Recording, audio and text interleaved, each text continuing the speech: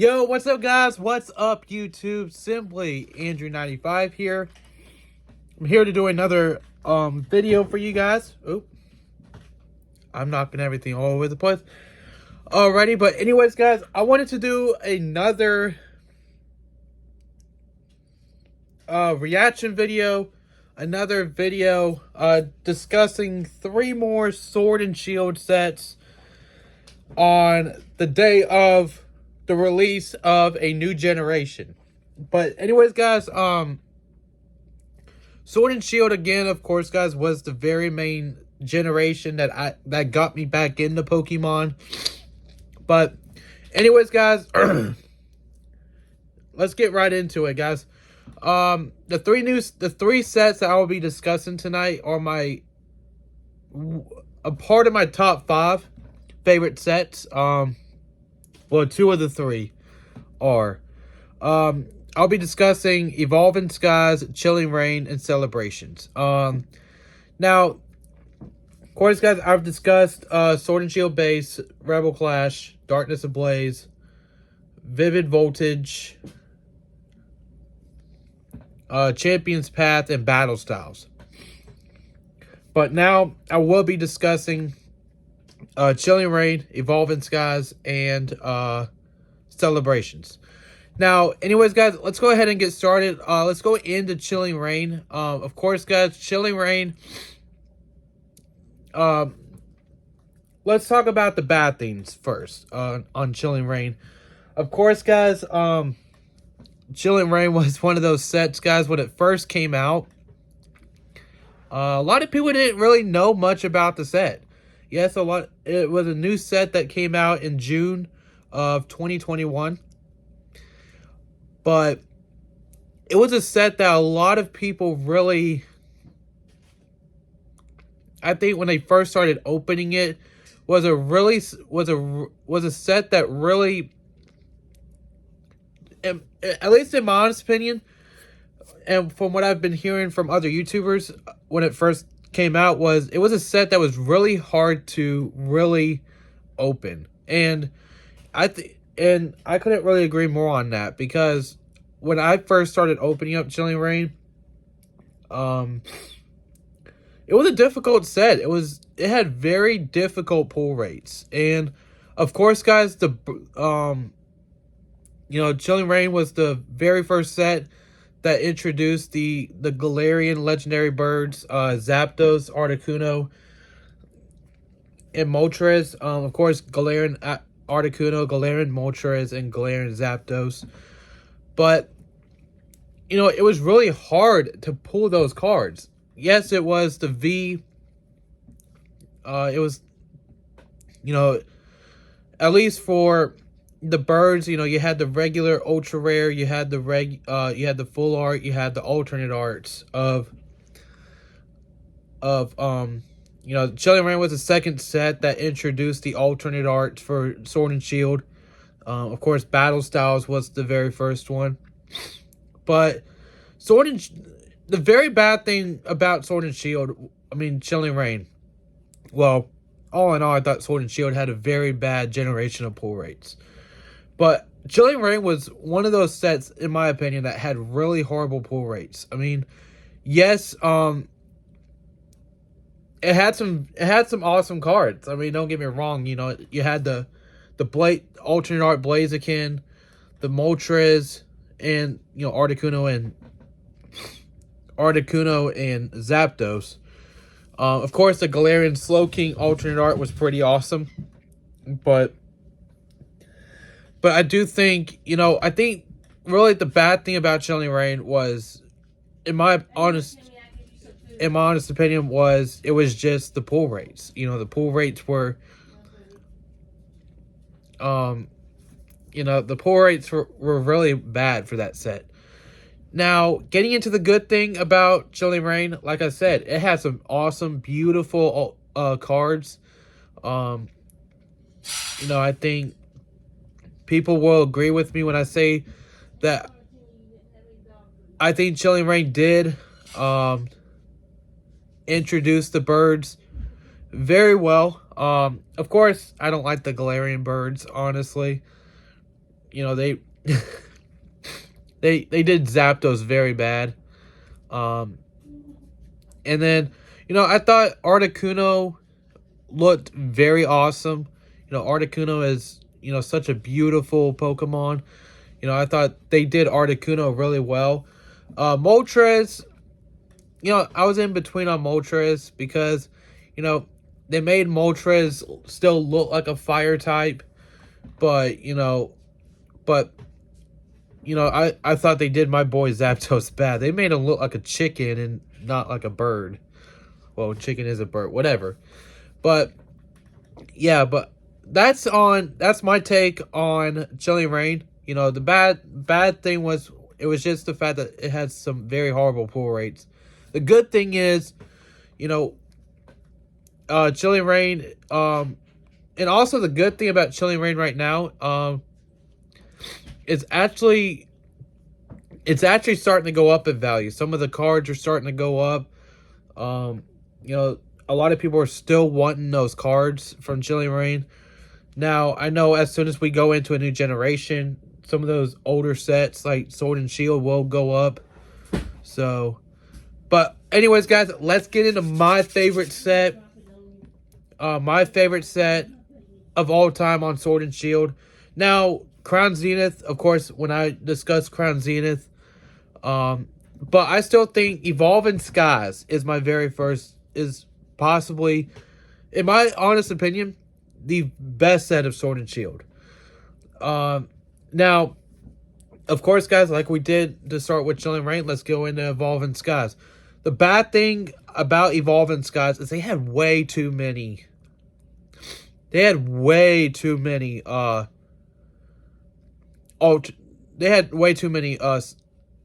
Chase cards. Now it's not a bad thing to have like a few chase cards in a set. It's not a bad thing, but they put way too many alternate arts in this set, guys and girls. I mean, they put. Besides Espeon, but you know, they really did Evolving Skies. Like, Evolving Skies was possibly the one set of Sword and Shield that I thought really changed the complexion of the generation. And what I mean by that is they basically put all Evolution alternate arts besides the Sylveon. The Espeon VMAX. And, you know, of course, it reintroduced Dragon type Pokemon. Of course, Dragon type have not been in the Pokemon TCG since Sword and Shield Evolving Skies. But I think it was in I want to say Black and White. No, not Black and White. X and Y. I think it might have been in Sun and Moon. I'm not sure. But, you know, really, I thought really the bad thing about Evolving Skies was it was just way too many chase cards, you know.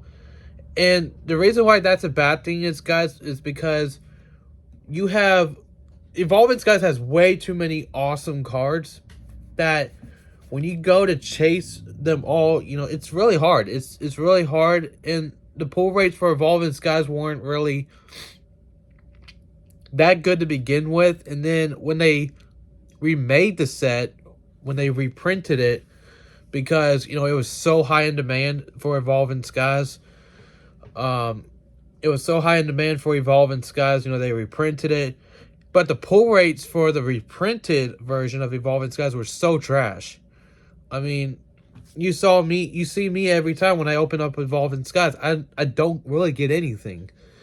You know, and I talked to a lot of YouTubers as well on Twitter about the reprinted version of Evolving Skies. And a lot of people really did not like that. I mean, only because of the fact that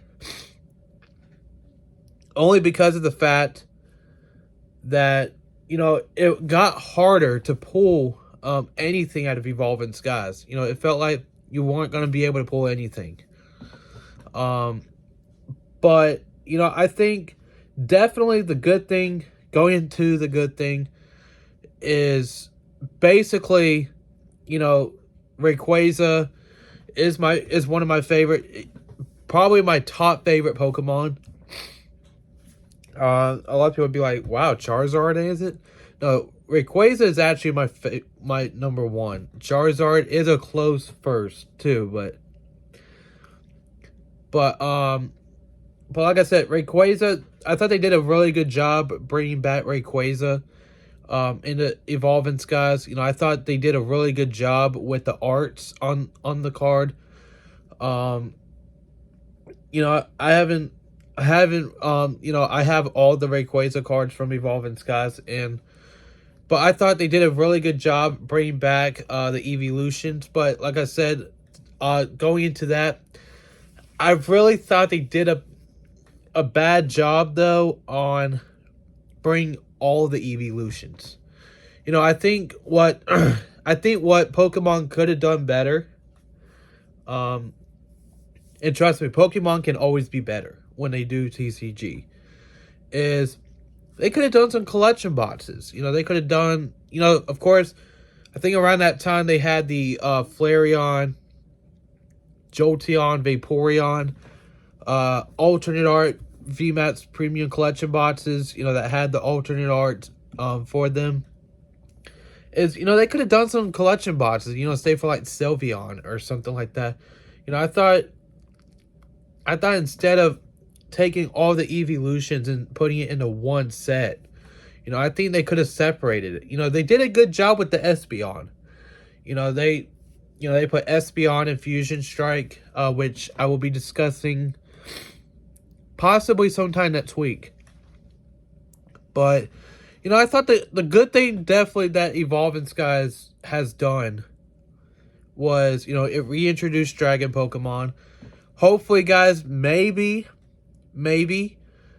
that means they could bring back Fairy Pokemon and Scarlet.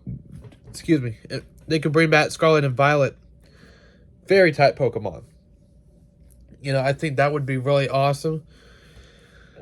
And you know, but like I said, now we jump into celebrations. Now, guys, celebrations for me was a very and of course I'll jump right into the bad.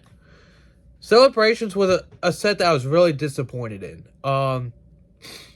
Only because, you know, when I listened to the Shadowless podcast at the time, and I still do occasionally, you know, with Super Duper Danny, Real Breaking Nate, Jordan Fringe, you know, when they were announcing that they were gonna have a subset celebrating the 25th anniversary of Pokemon, I was really excited. I was really hyped.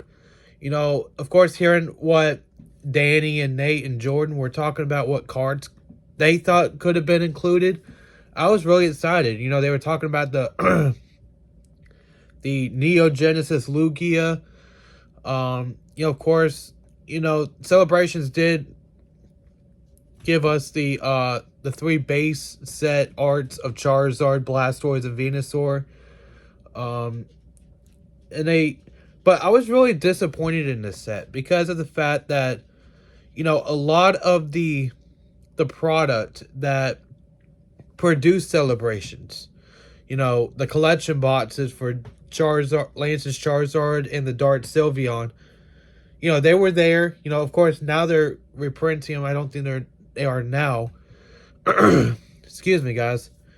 But, you know, I thought, you know, with the Ultra Premium Collection boxes, you know, I thought Pokemon did a really poor job on that. Because when I was finding out that Celebration was getting a UPC, you know, it was out of stock. You know, you couldn't find it anywhere.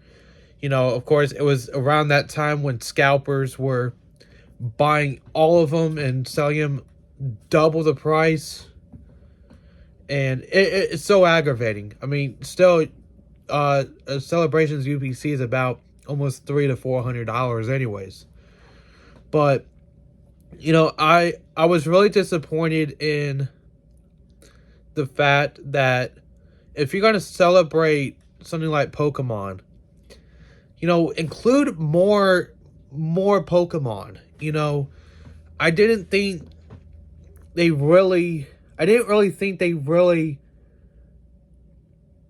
put a lot of chase cards out there. Now, that's a good thing, because when I was talking about Evolving Skies, they put way too many chase cards. But for celebrations, you know, I think the number one chase card, if I remember, was the Charizard from the Classic Collection.